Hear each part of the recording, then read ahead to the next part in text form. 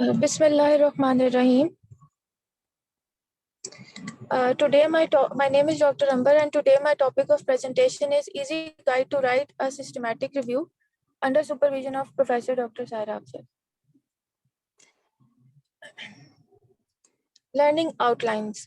In this presentation, I would like to cover the topics: difference in types of reviews, steps of conducting a systematic review, how to develop a research question, what is a protocol in a data sheet, how to register your systematic review, what is a search strategy, what are keywords and mesh keywords, and a Prisma flow diagram and checklist with an MCQ session in the end. At the end of the presentation, the participants will be able to describe the steps in conducting search and writing a good systematic review. Before moving to the next slide, I would like to briefly define what is a systematic review, and then I would move on the next slide for comparison of different types of reviews. A systematic review is a review of a clearly formulated question that uses systematic and reproducible methods to identify, select, and critically appraise all relevant search, and to collect and analyze data from the studies that are included in the review. Hence, a systematic review answers a focused research question. Now, what are the difference between different types of reviews? It's a table showing the three main types of reviews. One is called a traditional review, also known as a narrative review. Second is the systematic review, and third is the meta-analysis, which is also known as the extension of the systematic review. So first, in a traditional review, data is collected from the previously published paper, and this is the common feature for all the three types of reviews, that we collect the data from the previously published papers. As I've written in systematic review and meta-analysis, that's the common thing. But the traditional review has a broad research question, whereas systematic review and meta-analysis focuses on a narrow and a focused research question. For a traditional review, no guidelines or checklists are necessary. You can collect the data from the previously published papers. Most of the data that you write in your paper is 80 to 90% is from the previously published, and up to 10 or 15% are your own views. In a systematic review, a specific guideline is required to write, and a Prisma checklist is mandatory for a systematic review and meta-analysis. Methods and results section is optional in a traditional review or a narrative review. You can either add it, you can comment on it, or if you haven't added methods and result sections, even then it's okay. But for systematic review and meta-analysis, methods and result section is mandatory. In a traditional review, no test statistics are required. Even in a systematic review, if you are not using any kind of test statistics, it's okay. But whenever you are doing a meta-analysis, the statistical data analysis is mandatory, and a systematic review becomes a meta-analysis when you do a statistical data analysis. And the most common software for doing the statistical analysis for meta-analysis is the review manager. There are other softwares as well, but the most common one is the review manager. In a traditional review, there is a no strict criteria for checking the quality of the articles, but for systematic review and meta-analysis, there is a checklist. And inclusion and exclusion criteria must be robust in case of systematic review and meta-analysis, but in traditional review, it's optional.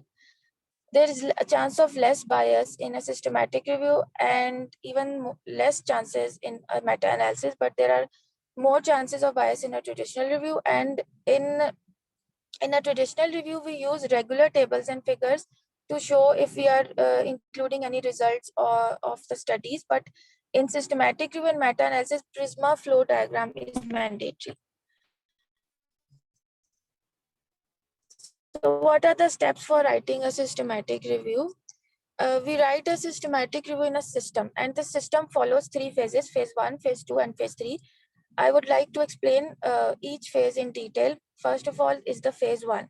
Phase one, the first step you have to do whenever you are writing a systematic review is open a Prisma checklist. Always open a Prisma checklist in front of you so that you are very clear in your mind what you doing, what points you need to address while writing a systematic review or selecting or the articles you have selected, how you have to proceed.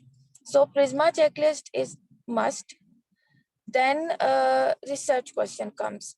PICO, we use this criteria which stands for population intervention, comparison, and outcome. But if you want to keep your systematic review qualitative, you can exclude the comparison group. And but most of the time, this criteria fits of producing a research question, and in quantitative systematic reviews and for meta-analysis we use this criteria for, but qualitative systematic reviews you can exclude the comparison group and keep your systematic review qualitative.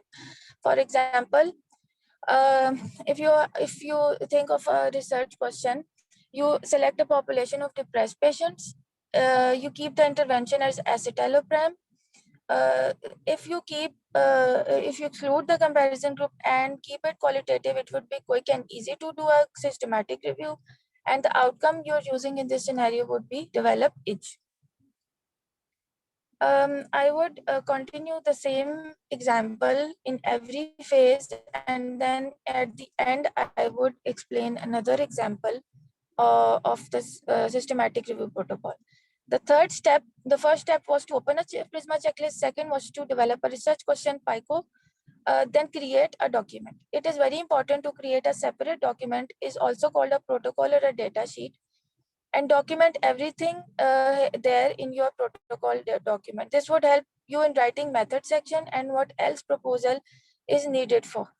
So everything that comes in your mind, make another Word document or in any other form, a separate document, call it is a protocol or a data sheet, and keep it save in your laptop so that whenever your systematic review, your search is complete, so you can open it and write your method section and the rest of the systematic review. Fourth step is the registration of the systematic review. You register it on Prospero, and the future and what is the importance of the registration? The importance of the registration is that the future scientist should know that somebody, the author XYZ, is writing a systematic review on some topic, and they will see your protocol, what databases you are focusing on. For example, you are focusing PubMed, so they can decide easily whether to do a systematic review based focusing on other databases or simply drop the idea if they select the same topic or a similar topic that has already been registered on Prospero. So either they can use another databases or they can easily drop the idea and change their topic. Here I would like to just briefly tell you what is a Prisma checklist.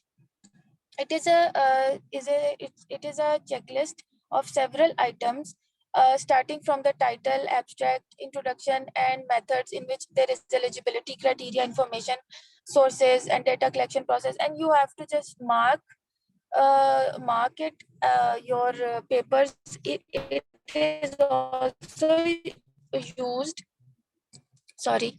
It's also used whenever you are checking the quality of your papers. If you have included 20 papers in your systematic review, so you have to check the quality of each of the paper, or each of the 20 papers using this checklist. This is the remaining portion where the result section, discussion, and information. After you have scored your paper, then if it is appropriate and if it is up to the mark, then you can include it in your study. So if you are including 20 papers, you have to check the quality of each of these 20 papers. If you are using 30, so you have to check the quality of each of the 30 papers using the checklist. Now comes to the phase two. The phase two of a systematic review starts with a search strategy. A search strategy is the strategy of how to search the papers, and we usually use databases. Sometimes we say websites. So websites that have published data and published information, then we call them as databases. Like the most popular ones are I've mentioned it, but there are multiple databases from where you can get your data, your articles, your abstracts, and your full text articles. Most popular one is PubMed, Medline, and PubMed Central. These are all three are the same, and they are under National Library of Medicine. There is also Web of Science, Embase, Google Scholar, and Cochrane Library. But there are many other databases you can search. The second part that comes in phase 2 is an inclusion exclusion criteria. This is very important part for a systematic review, and there must be a robust inclusion exclusion criteria decided pre-handedly before writing a systematic review. So inclusion is based on the research question, like what type of population, for example, patients, male or female, what type of study, either you are including clinical trials, non-clinical trials, case studies, observational studies, is up to you, but it has to be defined pre-hand what type of studies are included, time frame you can adjust it. I have given example of last 5 years. Article screening. Article screening is very important. I would explain it later on how to do it, but here, what is article screening? Is a quick review of abstracts and titles. You quickly go to you open a database, you write the keywords or the mesh keywords, and then you get some articles. You in article screening, you quickly review the titles and the abstracts and the title of the abstracts. Some papers would be 100% included, some papers would be 100% excluded. Some papers you will be confused like whether to include or not, so keep it in your library and later on you can screen them on the basis of the criteria you have already set. But the first step is to quickly review the abstracts and the titles of all the relevant articles. Selecting a database is also important. Always select a database pre-hand, like how many databases you're using. Either you're using 4, either you're using 2, or either you're using only one, like PubMed. And keywords and controlled vocabulary, the medical subject heading keywords are important. Now, the next important step in phase 2 is how to decide the keywords. There are two types of keywords, the simple keywords and the mesh keywords. Some databases like Google Scholar, Web of Science, they accept simple keywords, like the keywords that are present in your research question. You can write them in the search bar, you can search it, and then with Boolean operators, definitely, and then you can sorry, you can search the database will give you the articles. But in the databases where there is a criteria for mesh keywords, then you have to use a mesh strategy. I would explain later on. So in my example, the example that is being discussed, for example, the keywords would be depression, escitalopram, itch, according to the research question. But these three keywords are not enough, so try to think more and more. Like for escitalopram, you can also use Lexapro, antidepressants, anti-anxieties, and the database would give you more papers. For example, you're using the keyword depression, you can also use sadness, grief, or even you can use a medical term like major depressive disorder. Similarly, for itch, you can use itch, itching, pruritus, or any other word that comes to your mind relevant to your keyword. So think more and more so that you get more papers rather than sticking to only 3 terms that are defined in your research question. But these keywords are sometimes not enough, as I've already told you. So try to use keywords and controlled vocabulary in combination. I would now explain how to use them in combination. Dr. Amber, please stop here for a minute. I have a very important comment to make. That is, we want to discuss the systematic reviews that you have sent me on Friday, yes. And I want you to present your systematic review. How to write a systematic review? It is very simple. You have to go to the Prisma checklist. All the items are placed there. You have to follow that checklist and you have to put all those things in that your systematic review manuscript. The importance Okay. of the systematic review is that whenever you are answering any question, you are very focused, and all the things, how to search it, what are the Boolean operators, everything, we have already covered it. In my last lecture that was on literature review, I have already covered what is a systematic review, what is the definition that is standardized all over the world, what is Prisma guidelines, what are the different systematic review websites for indexing and abstracting of systematic reviews. And I have also shared a journal of systematic reviews with you people, and you have to read it. So today you are going to present your systematic review. If you have, Okay. if you don't have the PowerPoint, it's okay. You can even present it on your Word file that you have sent to me. No, ma'am, I So have do it you on have? PowerPoint. I have it on Yes. PowerPoint. Yes, I have it. Okay, Okay, now please the go to systematic. that. Okay, please go to that quickly, because you have already spent 15 minutes in explaining all those things that we already know. Please go Okay, to ma'am. So, your own systematic review. And for the rest of the presentations, I would like you to first slide would be just like this one, Bismillah Rahman Rahim. Second slide would be your name, your supervisor's name. Third slide would be about your learning outlines, and from the fourth slide straight away start your title of the systematic review, and then you have to present it either in the form of a Word file or PowerPoint. It's your own choice, but you have to make it a point that after 2 minutes you would have to present your own systematic review rather than presenting others work, right? okay, ma'am. Okay, So the please go to systematic your review, the topic of my systematic review was, the title is the ethical issues among healthcare workers using electronic medical records, a systematic review.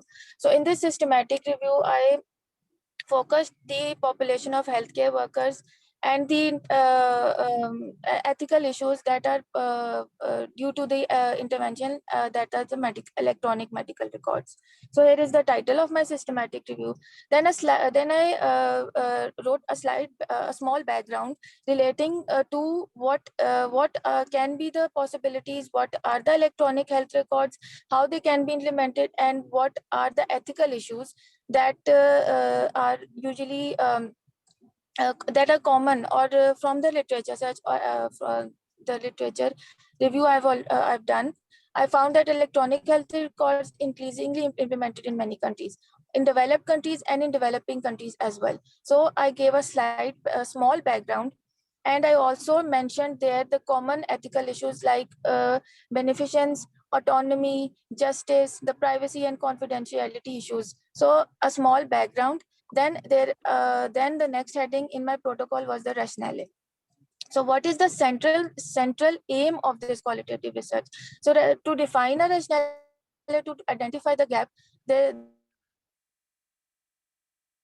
rationale of the systematic review was the central aim of this qualitative research, to understand how healthcare providers integrate the electronic health records in their workflow, and whether specific ethical questions arise while sharing medical information both with other practitioners and with patients. So this is the rationale.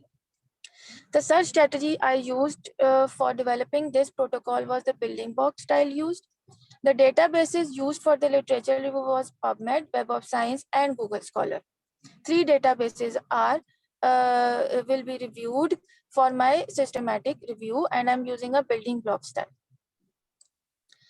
So for the methodology section, there was an inclusion and an exclusion criteria. For an inclusion criteria, the papers published in last 5 years, non-randomized studies and observational studies included as, and there were no comparison group included in the study.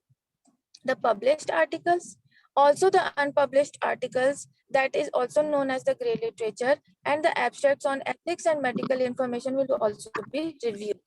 For the exclusion criteria, commentaries, randomized, interventional studies, and papers in language other than English are not included in the exclusion section. For an article screening, as I've already told, article screening is important. For article screening, I have written the titles and abstracts of articles retrieved from the search. will be screened for eligibility. After that, full text review of each selected article is done to identify those meeting the predefined criteria for inclusion. And the third point was that included articles reported ethical issues like privacy, confidentiality, beneficence, autonomy, and other ethical issues related to digitalization, or you can say using the electronic health records of the patient's data. So in our article screening, I have stepwise proceeded to the only from starting from broad, then coming narrowing my research, and then coming to the point and the focus and the focused research question, that is the ethical issues due to electronic health records.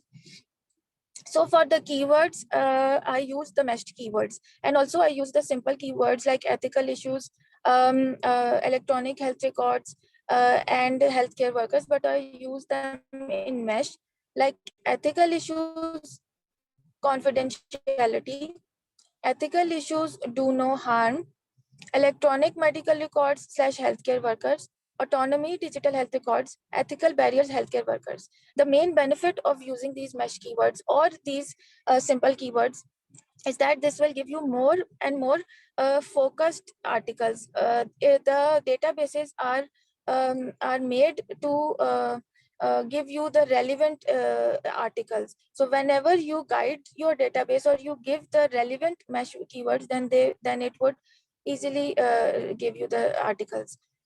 So this was the Prisma flowsheet that I will be using, and in this there are first the records of the identified databases of additional search records, the number of records, duplicates removed, and then I will proceed and finally decide how many studies to be involved in my paper for after following the inclusion exclusion criteria. This was all from my side. If you have any questions, you can ask here right now and I can answer them, or I can move to the MCQ, ma'am, if you allow me. Yes, please continue. MCQs. Which of the following is the sequence in which you should use a database? Limit dates of papers, print out full text papers, read abstracts, enter search. Print out papers, read abstracts, limit dates, think of a search term. Think of a search term, enter terms in database, limit dates of paper, read articles, and print out papers. Or yes. Yes, C is the right, because first you have to think the search terms, enter the database, limit the dates, date, read abstracts, and then print the full text articles. So here in a scenario, a researcher wants to see whether the electronic medical records cause any ethical issues among doctors in a systematic review. Which of the following is the benefit of conducting this systematic review? It reduces researchers' bias, it is a quick to complete, it is cost-effective approach, and it validity.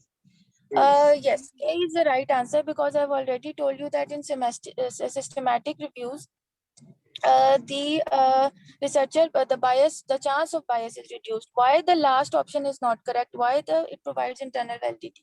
Because since we are not using any statistical testing or any statistical test, and internal validity is actually what tells about the relationship of the cause and the effect, or the dependent and dependent relationship. So the option 4 would not be right. So option A is right, and it's not that quick, and it's also not that cost effective approach. So as compared to other literature reviews, so other options are also wrong. In the third scenario, can the presence of green space in urban Dr. Amber, environment? please just wait a minute. Actually, the MCQs, they are not required in your systematic review. Why we are presenting systematic reviews? We Okay. want to discuss more about the systematic review that you have presented, as these are the journal MCQs that may relate to any systematic review that have been done in any part of the world, and it is not very focused about your systematic review. So we don't have MCQs later on. We would spend more time in discussing what is the systematic review that you have presented. As you have presented, it is in a very short form, but I have read it was more elaborative. So I think if you please continue with your MCQs and all this session. I would However, tomorrow, yes, tomorrow we would again discuss your systematic review, and you would present your systematic review in the Word file that you have sent to me, right? Okay, ma'am. Because Okay, ma'am. Ma'am, I have also that Word file. I can share that Word file right now. I think that if you share the Word file, then we would have the second session. Ma'am. Do Okay, you ma'am. want the Tomorrow second session right now? I'm a little bit sorry, I couldn't ma'am, get I your would, point. Do you want the second session right now, or do you want it tomorrow? ma'am, I will. Because what I have it is not up to that. According to my instructions or my request, it is quite different what you have done. What I told you was that everyone has to present the systematic review, just like it has to be published in a journal, right? And after your presentation, we would have the discussion, and I would tell you what are the weaknesses and strengths and further things that has to be included in that systematic review. After 15 minutes, you have only presented the journals. 5 to 6 minutes, you have presented the whole of your systematic review, right? And then you come to the MCQs. And again, the MCQs are not relevant to the format that I have requested you to follow, right? So what we are going to do, please make it a point. First, you have to present your systematic review either in the form of Word file or in the form of your PowerPoint presentation, as you feel it is more presentable for you and how you are convenient with it. The second step, we would stop on each and every slide and we would like to comment on it. We want to discuss it further and want to see what are the strengths in it and what are the weaknesses, what are the deficiencies, and how these deficiencies should be met and how these deficiencies should be removed. So we would act as a peer review for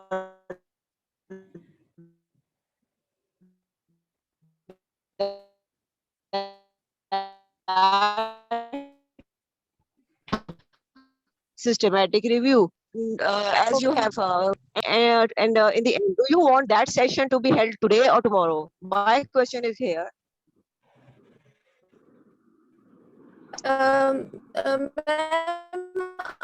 I can present it tomorrow if Right. it's Okay. Then okay, it's but okay. I have a Right. file It's that okay. I can Okay. share It's right okay. It's now. okay. It's okay. It's okay. Please continue with your MCQs. Okay, ma'am.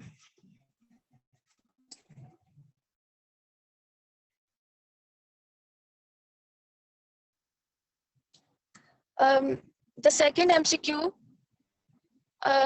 can the presence of green space in other environment reduces frequency of violent crime? To ascertain this evidence, researcher wants to conduct in-depth literature review using Prisma. What are the limitations of this systematic review? Is it too hard to do? The research cannot be defined into the impact of a single variable. They are particularly complicated, and the research community finds them complex. B. B is the right answer because the research cannot be defined in an impact of a single variable. A researcher wants to write a proposal on the topic of COVID-19 vaccine, and his research question is, who should be prioritized for COVID-19? Which proposal section is intended to describe purpose with a full statement of the research question? Either it's a literature review, it's an introduction, a proposed method, or references. Literature review. It's the introduction part. In this proposal, the introduction part would be the part that would be the purpose of the full statement of the research question. While looking at this article, choose the type of research. The purpose of giving this is that whenever you have selected a topic and whenever you are doing a research, your title should be explained and your title should be focused. So in this, what type of search is that? Either it's a clinical trial, a meta-analysis, or a Clinical trial. it's a review, as nothing has been mentioned in the it's mentioned a commentary and there is a review article, so it's a review article. And a research plan to conduct a study on topic of effect of holiday season on median and narrative review to determine the effects of birds. Such narrative reviews are criticized because they are formally based on formal method, generally biased, explicit, and not selective in citing reports. They are generally biased. The narrative reviews are generally biased, and no strict criteria or quality check of the articles is followed. So it's it's biased.